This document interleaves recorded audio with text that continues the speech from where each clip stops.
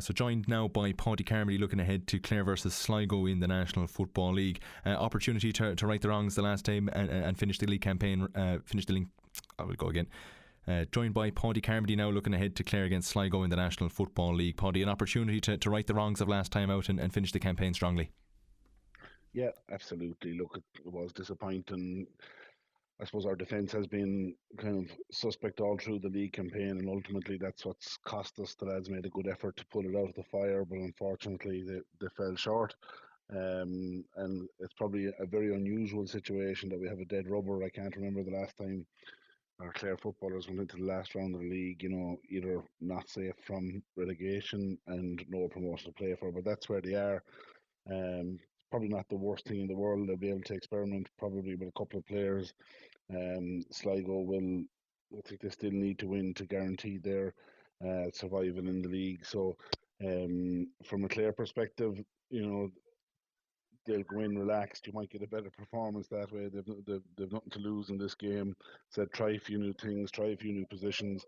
Maybe they might want to double down. They'll know that Sligo will be at it from the start. So, maybe Paul Madden and his team might look at this and say, look, we need to right the wrongs with our defence, and we're going to start straight away, and use this to maybe tweak it defensively and try and restrict Sligo to as little as possible to maybe to build some confidence in that defence. So there's still a good bit of interest in it from a Clare perspective in terms of development and preparation for the championship.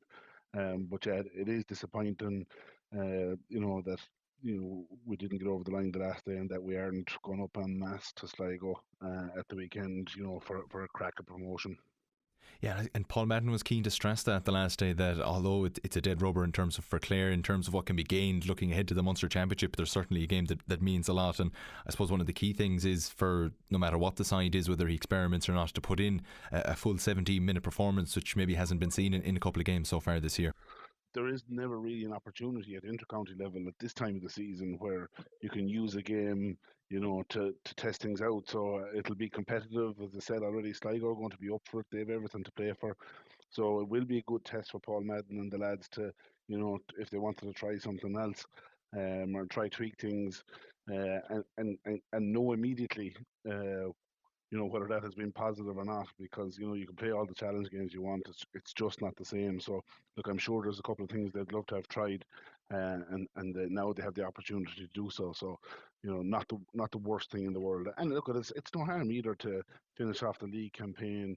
There's no pressure. They can relax. They can start planning a training camp for the next couple of weeks so they can be ready for the Munster Championship as well. So for the last 10 or 12 years at this stage, there's been pressure right out to the end of the leagues, and it's probably not the worst thing in the world. They can start the championship preparation a little bit earlier, while they'll be disappointed this week that they haven't, got through for something to play. What they will have is they'll have no emotional baggage after next weekend. So every other team, if they miss out on promotion or they have to plan for a league final, Clare can get straight into homework now. They can start working on bits and bobs to get ready for the championship. So mightn't be the worst thing in the world. A bit of time with a new management team as well to work on things. So we have to look at the positives, and I think that's a good one. It'll give them extra time as a group to work on things, and hopefully they iron out the defensive situation at the minute, and we can look forward to a good summer.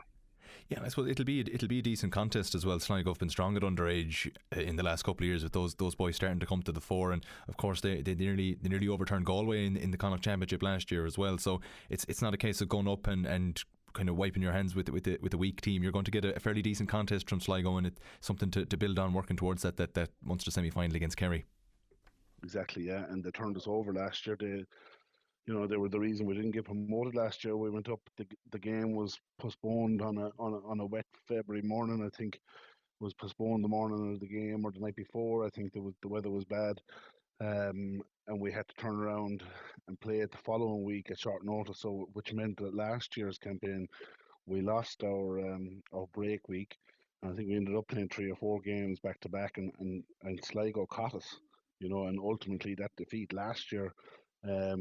Meant that we missed out on promotion due to scoring difference last year. So I'm sure the lads that were involved last year would love to, wouldn't it be a nice little kickback at Sligo that if we were the reason that they lost their place in Division 3 and ended up in relegation? Now, I'm sure that won't be a huge motivation, but they'll certainly want to right the wrong of last year too. Yeah, and I suppose it might be a little bit of, it might be something for the players anyway to get a bit of vengeance, because when you look at last year, maybe it was unfair at the end of the Division 3 campaign to beat the two promoted teams and not end up going up, to be able to grab something at the end of this Division 3 campaign to hold on to go into that Kerry game with. Yeah, exactly that. Look at the lads, they lost out, as I said, 2 years running now, they've lost out on scoring difference, after two relatively decent campaigns, but losing two fixtures that they didn't expect to lose. So, yeah, they certainly will be the ambition there, to get Sligo back for that. But as I said, probably the biggest thing, while there will be motivation in terms of physicality and not treating it like a dead rubber, but the biggest thing is going to be putting some structures in place to improve the defensive side. As I said, I think we've conceded. We must be up there in terms of the highest score conceded, which is not good. Let's say they conceded so many 2-pointers. Was kind of like that game last weekend was like a replica of the down championship game last year in Cusick Park, where we set just maybe 5 or 10 yards deeper than where we should have, and allowed the opposition to kick 2-pointers with the slight breeze behind them at ease, and just left too much to be done. So there's definitely homework to be done, and it's a brilliant opportunity to try something new.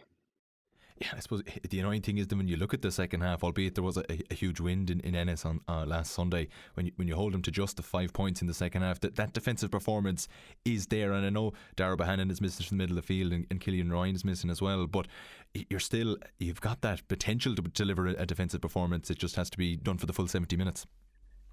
That's it, Chad. Look at how much do you read into that the last day, when Wexford kicked 118 in the first half, Wexford probably coming out in the second half. Their intention isn't to shoot the lights out anymore. They're just trying to hold on to win the game from there. So, did the Wexford change their mentality? They probably did, to be fair. But at the same time, 5 points wasn't a lot, and I know we were unlucky coming down the stretch for a couple of scores. We probably weren't entitled to maybe nick a draw or even a win. And we had one or two opportunities, but I think anyone that was there from a Clare perspective will admit that Wexford were the better team, and they deserved the win. And we have to lick our wounds after it now. That was our chance. That was a big one that we let slip at home as well. So you just have to, as I said already, we have to wipe ourselves down after this. The league is over for us now. This is an immediate shot to try something new. And it gives us a good amount of time to plan for our championship. That's basically where we are with it. Yeah, and I suppose although that is definitely the next big game for Clare, you don't want to get too caught up in it this week anyway, and make sure that you do deliver off a round off the campaign with a decent performance against Sligo, and have that something to build on. The last thing Clare want is to come in and get turned over again, and all of a sudden you're starting from square one. Yeah, it no matter what we're saying about this on Saturday, if we lose, it'll be 4 defeats from 7. So that the players will want this for confidence as much as anything, that you're closing out the campaign. You can look back. If we have 4 wins with 3 defeats, it's certainly a lot better than 3 wins with 4 defeats. The players will be able to take confidence from that, and park it off. They put it down. Two home performances against Westmeath and against Wexford have ultimately done us in terms of promotion. Down, we're head and shoulders above everybody. They've proved that. They proved it in the National Championship. They're a fine, solid team. They rightly deserve to be in Division 2. They're probably going to give the Ulster Championship a fair rattle. So, that's fine. We can let them go. But again, we're going to have regrets at the Wexford and the Westmeath games at home. They're the ones that we crucially need to win, and then nick your win or two away from home in the National League, and then you're never too far from promotion. So, yeah, in terms of a summary, that's kind of where we're at with it. And just finally, of course, you are looking to that Kerry game, and there's fellas that can nail down a spot on that team, and I suppose that's motivation more so than anything to play in what at this stage will be Clare's biggest game of the year. We're obviously hopeful there'll be more bigger games to come than that, but there's a jersey to be won for that Munster Semi Final. There is jerseys and positions like, I'd love to have a little word or an interview done with Killian Brennan. He's played some games out in the half back line. He's started in the middle, and for a big man who's played most of his Clare career at full back. He's so versatile and he can play in so many positions. I loved watching him in the half back line this year. In the couple of games, I thought he was a real stronghold in the team. He was able to get forward and he was well able to get back. He does a job in midfield, but if we're planning for Kerry, if we could have Darragh Bohannon in there at the top of his game with Brian Mack, with a Killian Brennan in the half back line, that's three physically big lads, and all those Kerry lads are strong physically. So the bigger and stronger our team for that Kerry game, the better chance we have of trying to put in a performance and consider rattling them, trying to get a result, which we know is extremely difficult. But we will need everything on our side to be 100% right, and that means bodies on the pitch and options on the bench as well.